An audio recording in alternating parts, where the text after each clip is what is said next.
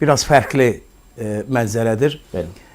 Amerika Birləşmiş Ştatlarının tutduğu mövqey Rusiyanı başqa bir havaya daxil olmağa gətirib çıxarıbdır ki, Rusiya indi özündən çox razı. Artıq Birləşmiş Ştatlar dünya liderliyindən geri çəkilirmiş kimi görünür.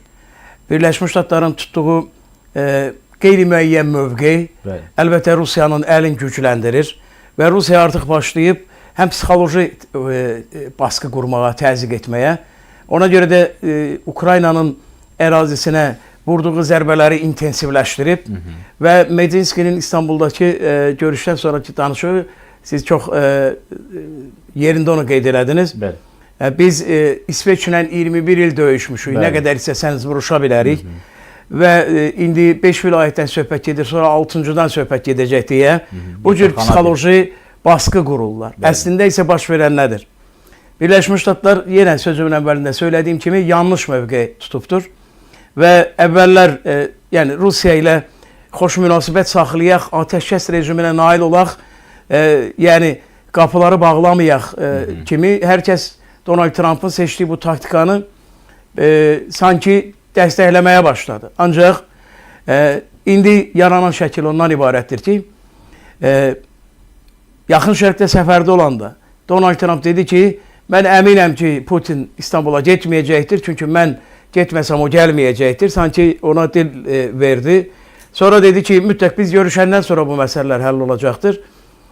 Sonra telefon danışıqları oldu. Telefon danışığından dərhal sonra isə Donald Trump dedi ki, Ukrayna ilə Rusiyanın arasında birbaşa danışıqlar, təmas olmalıdır ki, atəşkəs rejiminə nail olunsun. Daha sonra isə bəyanat verdi ki, biz vasitəçilikdən çəkinməliyik. Bu, Avropa ilə Ukrayna özü həll etməlidir bu məsələni. İndi də Kanadada böyük yeddiliyin görüşündə Rusiyanın əleyhində atılan heç bir addıma dəstək vermir. Fevral ayında böyük yeddiliyin toplantısında dəstək vermədi. Aprel ayında dəstək vermədi. Rusiya aqressor deməyin deyir. Rusiya Ukraynanın ərazisinə qanunsuz müdaxilə edibdir kəlməsi işlədilməsin və s. və ilaxır. İndi bugün şəkil bu cürdür. Amma gerçək vəziyyət necədir? Bugün atəşkəs rejiminə gedilməsi üçün zəruri olan birinci şərt Rusiyanın Ukraynanı işğal etmək planına geri çəkilməsidir. Rusiya geri çəkilirmi? Əsla yox. Biraz da psixoloji gərginlik yaradır. Daha çox insan qətlə yetirir Putin rejimi və belə hesab edirlər ki, hər şey artıq Rusiyanın planı ilə gedir. Çünki bugün Putin istədikləri baş verir. Amerika geri çəkilir Ukraynaya yardım etməkdən. Halbuki bu da yanlış bir havadır Rusiya hakimiyyətinin düşündüyü. Çünki Birləşmiş Ştatlar mütləq silah satacaqdır. Ya Avropanın puluna, ya Ukraynanın puluna.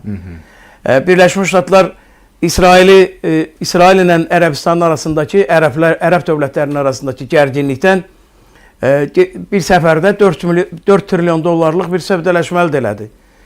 İsrail ilə İranın qarşı durmasından İsrail Birləşmiş Ştatlara möhtaçdır. Burada da bu qarma-qarışıqlıq Rusiya-Ukrayna müharibəsi Birləşmiş Ştatlara yeni şans verir. Amma əgər Donald Trump'ın ziqzaqa bənzəyən siyasəti olmasa.